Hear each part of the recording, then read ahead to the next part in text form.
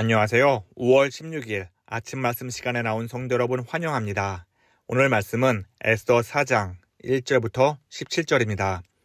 그중 7절부터 17절까지 제가 봉독하겠습니다.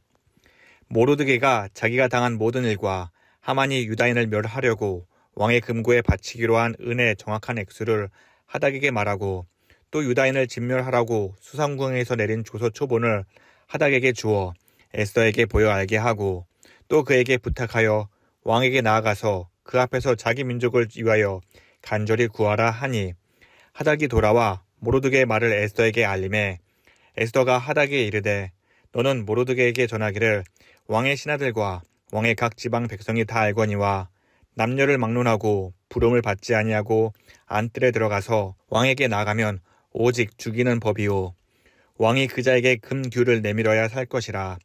이제 내가 부름을 입어 왕에게 나가지 못한 지가 이미 30일이라 하라 하니라.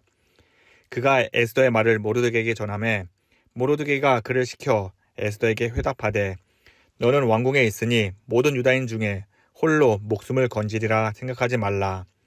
이때 내가 만일 잠잠하여 말이 없으면 유다인은 다른 데로 말미암아 노임과 구원을 얻으려니와 너와 내 아버지 집은 멸망하리라. 내가 왕후의 자리를 얻은 것이 이때를 위함이 아닌지 누가 알겠느냐 하니 에스더가 모르드게에게 회답하여 이르되 당신은 가서 수산에 있는 유다인을 다 모으고 나를 위하여 금식하되 밤낮 3일을 먹지도 말고 마시지도 마소서. 나도 나의 시녀와 더불어 이렇게 금식한 후에 규례를 어기고 왕에게 나아가리니 죽으면 죽으리다 하니라. 모르드게가 가서 에스더가 명령한 대로 다 행하니라. 아멘. 구름 한 점 없이 맑은 밤하늘을 올려다보면 수많은 별들이 찬란하게 빛나는 모습에 감탄하게 됩니다. 특히 조슈아 트리나 요세미티 같은 인적 드문 국립공원에서 보는 밤하늘은 별이 이렇게 많았나 싶을 만큼 경이롭지요.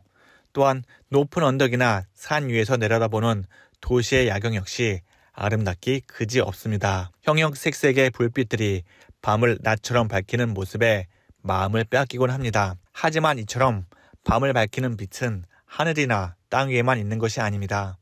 영의 눈으로 세상을 바라보면 죄로 어두운 세상 속에서도 밝게 빛나는 이들이 있습니다. 그것은 바로 예수님의 마음을 품고 살아가는 주의 백성들입니다. 2000년 전 빛으로 이 땅에 오신 예수님께서 세상을 비추신 이후에 수많은 성도들이 각자의 자리에서 반짝이는 작은 빛이 되어 살아가고 있습니다.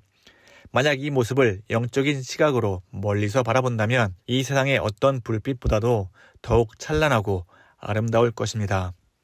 그런데요, 이 빛은 저절로 빛나는 것이 아닙니다. 하늘의 별이 수많은 가스를 태우며 스스로를 불태우듯 도시의 빛이 전기의 힘으로 밝아지듯 우리도 주의 말씀에 순종하고 그리스도의 사랑과 향기를 나타낼 때 비로소 빛나게 될 것입니다. 오늘 본문에서 에스더는 별이란 이름처럼 드디어 진정으로 빛나기 시작합니다.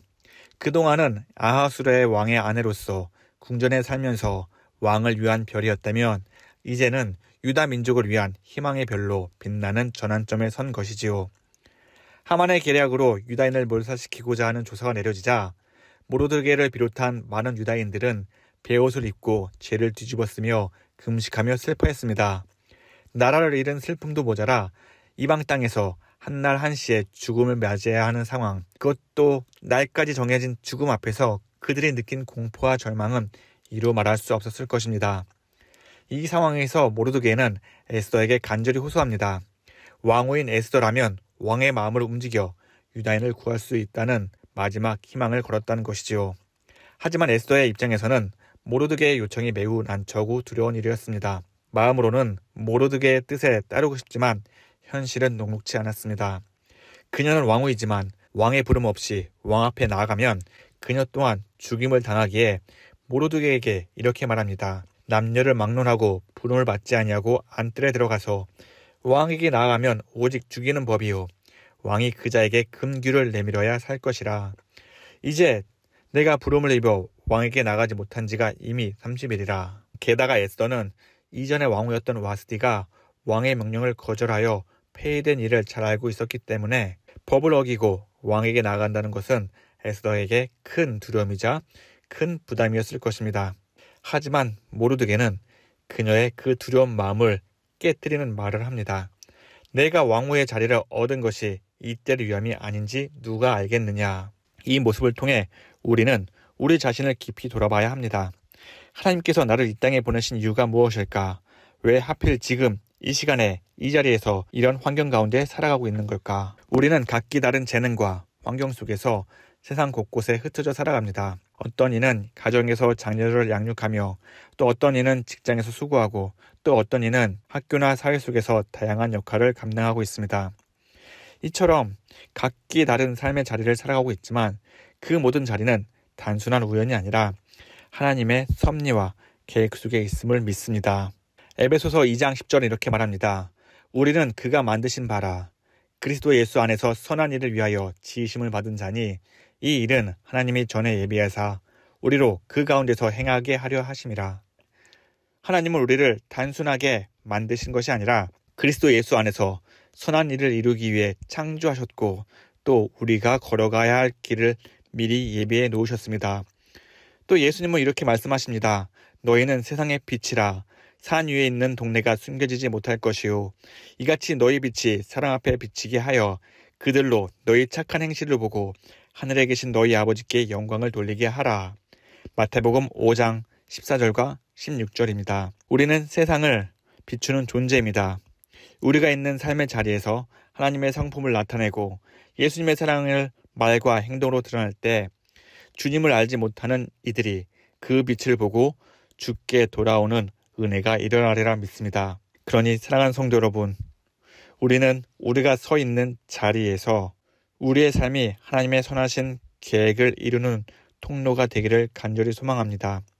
모르드게가 지금 내가 이 자리에 있는 것이 이때의 위함이 아닌지 누가 알겠느냐. 이 물음이 우리 마음속에 늘 새겨 있어 내가 가 있는 곳, 내가 서 있는 그 자리가 예수님의 생명을 비추는 그 자리가 되도록 오늘도 주의 뜻대로 살아가는 저와 여러분 되기를 간절히 소망합니다.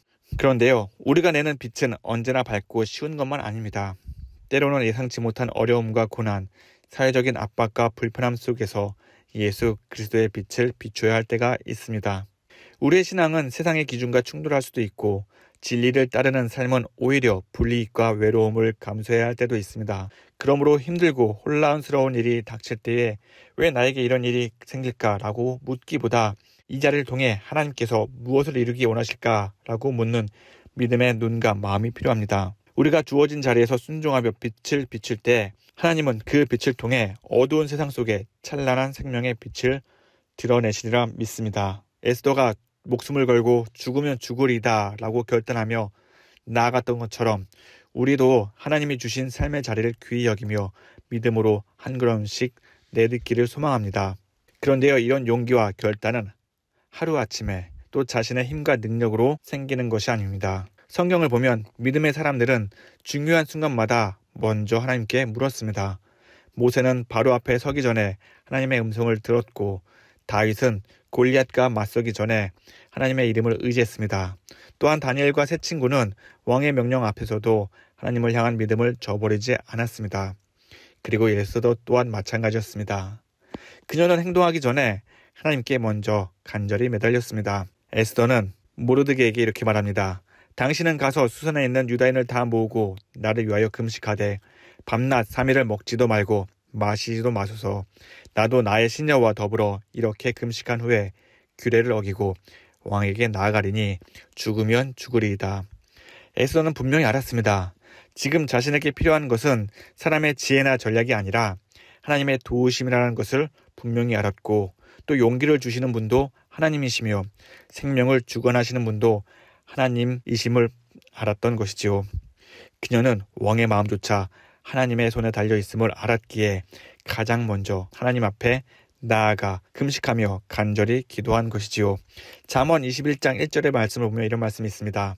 왕의 마음이 여호와의 손에 있음이 마치 흐르는 물과 같아서 그가 의미로 인도하시느니라. 하나님께서는 왕의 마음조차 자신의 뜻대로 다스리시고 인도하시는 분입니다. 에스더가 보여준 이 믿음은 우리가 고난과 결단의 순간을 만날 때 본받아야 할 귀한 신앙의 본보기입니다. 우리는 미래를 알 수 없고 하나님의 뜻을 온전히 이해하지 못하기에 더욱 하나님만을 의지해야만 합니다.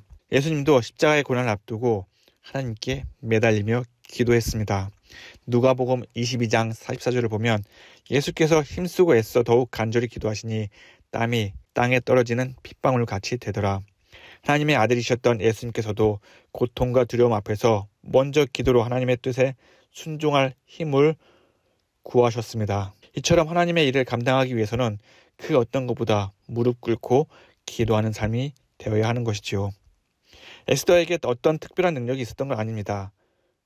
그녀도 우리처럼 두려웠고 연약하며 또 위태로운 상황에 놓여 있었지만 하나님께 간구하고 자신을 맡겼을 때 하나님께서 믿음의 담대함을 부어주셨던 것입니다. 사랑하는 성도 여러분, 오늘 우리의 삶도 이와 같은 믿음과 순종이 필요합니다. 내 힘으로 도저히 감당할 수 없는 상황처럼 보여도 하나님 앞에 먼저 엎드릴 때에 하나님은 우리에게 감당할 힘과 담대함 그리고 그분의 뜻을 이루실 은혜와 능력을 부어주시리라 믿습니다. 우리가 각자 서 있는 이 자리에서 예수님의 생명을 비추며 오늘도 세상을 밝히는 빛의 자녀로 살아가는 저와 여러분 되시기를 간절히 축원합니다. 우리 다 함께 기도하겠습니다. 사랑과 은혜가 풍성하신 하나님 아버지, 오늘 이 아침 주 앞에 나와 말씀을 듣게 하시니 감사합니다. 빛으로 오신 예수님께서 세상을 찬란히 비추셨듯이 우리도 주님의 뜻대로 이 세상에 빛을 비추는 주의 백성이 되게 하여 주시옵소서. 우리가 무엇보다 먼저 주님을 찾는 자들이 되게 하시고 어떤 상황 속에서도 기도로 주님 앞에 나아가며 주님의 말씀을 붙들고 그 말씀에 순종하며 살아가는 삶 살게 하여 주시옵소서. 주님, 우리 곁에 몸과 마음이 연약한 성도들이 있습니다. 그들의 몸을 주님께서 친히 어루만져 주시고 육신이 연약한 가운데 있는 자들에게는 치료의 능력을 부어주시고 마음이 지쳐있는 자들에게는 강하고 담대한 마음을 허락하여 주시옵소서. 그리하여 주님께서 창조하신 그 모습 그대로 건강한 몸과 마음으로 주를 찬양하며 예배드리는 날이 속히 오게 하여 주시옵소서. 하나님, 우리 자녀를 위해서 기도합니다. 항상 주의 말씀 안에서 자라나게 하시고 세상의 흐름을 따르기보다 주의 마음과 능력으로 세상을 이끄는 자녀가 되게 하여 주시옵소서. 그들의 마음 속에 샘솟는 주의 기쁨이 넘쳐나게 하시고 육신이 자라는 것처럼 그들 믿음 또한 자라나 귀한 믿음의 열매를 맺게 하여 주시옵소서. 하나님, 오늘도 주님이 주시는 힘과 능력으로 살아가기를 원합니다. 우리와 동행하여 주시옵시고 오늘 하루가 우리 인생 가운데 가장 기쁘고 복된 날이 되게 하여 주시옵소서. 이 모든 말씀 우리를 위하여 십자가에 지신 예수님의 이름으로 간절히 기도드립니다. 아멘. 오늘도 예수님과 동행하는 기쁨을 누리는 삶 살아가기를 간절히 기원합니다. 감사합니다.